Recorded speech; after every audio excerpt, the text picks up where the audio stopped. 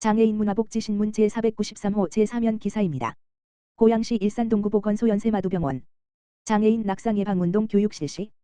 고양 특례시 시장 이동환 일산동구보건소는 지난 28일 일산동구보건소 건강누리실에서 관내 등록장애인을 대상으로 낙상예방 교육을 실시했다고 밝혔다.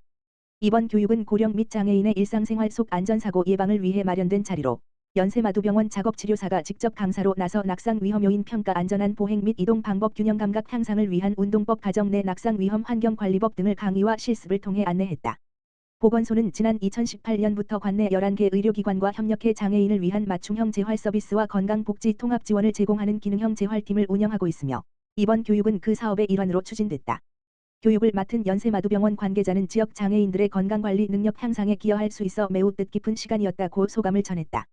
일산동구보건소장은 낙상은 장애인과 노인의 건강을 위협하는 주요 사고인 만큼 지역사회 의료기관과 협력해 지속적으로 교육을 확대해 나가겠다고 밝혔다. 고양시 동소통간담회에서 보행약자를 위한 경로의자 설치 요청. 대쉬 이동환 시장 생활 현장 건의사항 청취. 작은 불편도 놓치지 않을 것. 대쉬 횡단보도 앞 노인, 장애인, 임산부 등 보행약자를 위한 경로의자 설치. 고양 특례시 시장 이동환 는 지난 20일 가좌동 주민들과의 만남으로 2025년 동소통간담회에 포문을 연 이후 지난 29일에는 주역 1동과 주역 2동에서 주민들과의 소통간담회를 이어갔다. 이번 간담회는 민선 8기 출범 이후 매년 44개 동을 직접 찾아 주민과 소통해 온 4년 연속 현장 대화의 일환으로 주민 생활 현안을 논의하고 지역 유공자를 격려하는 자리로 마련됐다.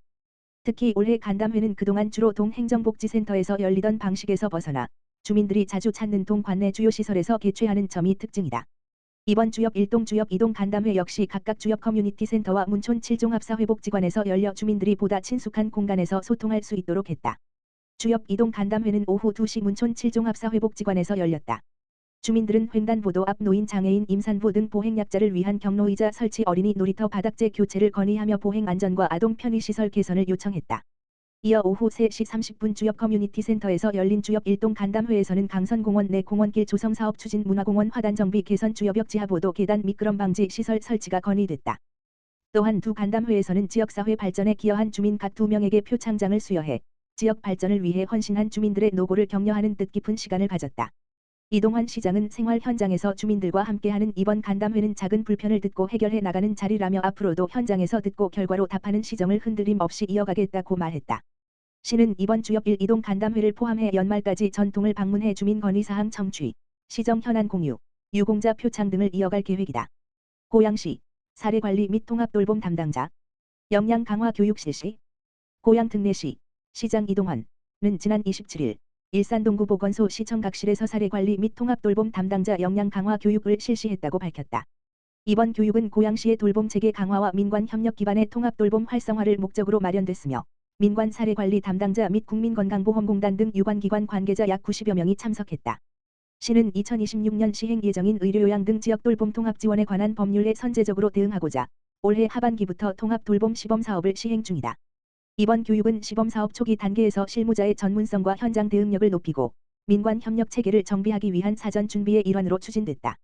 이날 교육에서는 고양시 정신건강복지센터 정미향 부센터장이 지역사회 정신건강복지의 이해를 주제로 정신건강 서비스에 대한 기본적인 이해와 제공 절차, 사례관리 과정에서의 중재 역할 등을 설명했다.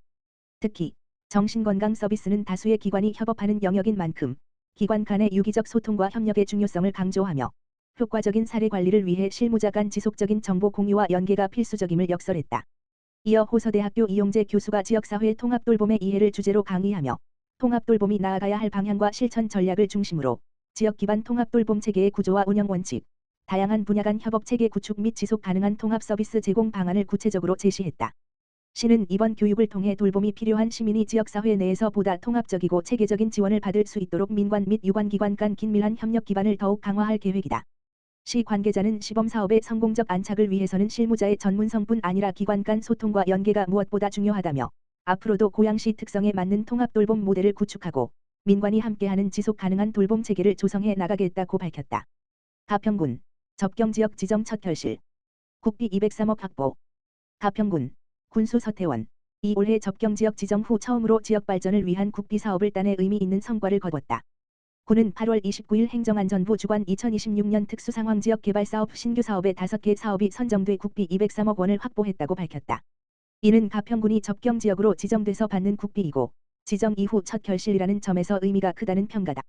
특수상황지역 개발사업은 남북 분단과 지리적 분리함으로 발전해서 소외된 접경지역과 도서지역의 균형 발전을 위해 국비 80%를 지원하는 국가사업이다.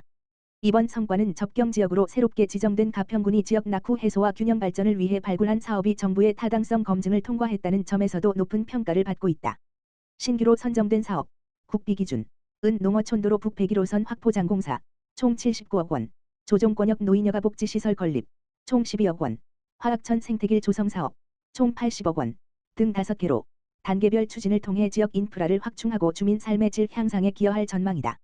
특히 교통망 확충, 노인 복지 인프라 개선, 생태자원 활용을 통한 관광 활성화 등은 주민 생활 전반에 실질적인 변화를 가져올 것으로 기대된다.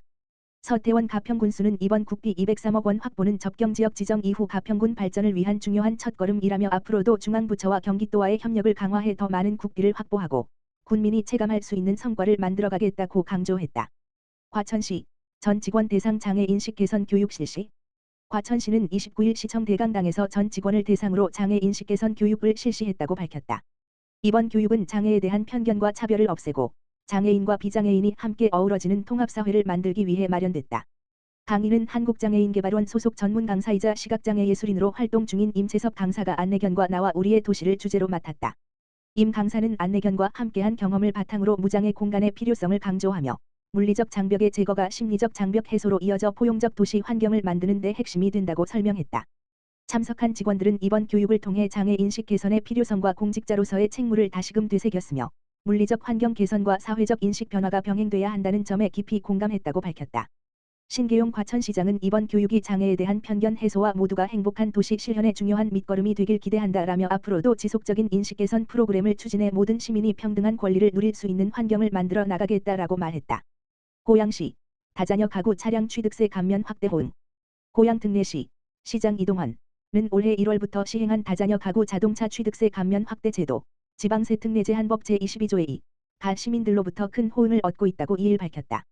시는 기존에 만 18세 미만 자녀 3명 이상 가정만 받을 수 있었던 감면 혜택을 올해부터 자녀 2명 이상 가정까지 확대해 지원하고 있다. 올해 1월부터 8월까지 자녀 2명 가정의 감면 신청 건수는 1020건으로 두 자녀 가정의 경제적 부담 완화에 실질적인 도움이 되고 있는 것으로 나타났다.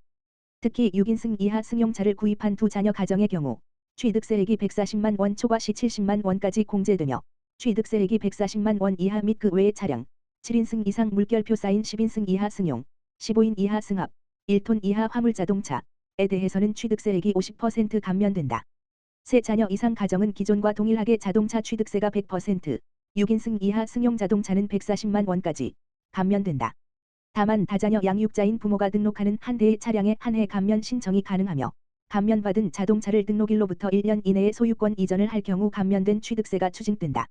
차량 등록과 관계자는 다자녀 가구 차량 취득세 감면이 다자녀 가정의 경제적 부담을 줄이는 데 도움이 되길 바란다며 앞으로도 저출산 문제 해결과 다자녀 가구 지원을 위해 최선을 다하겠다고 말했다.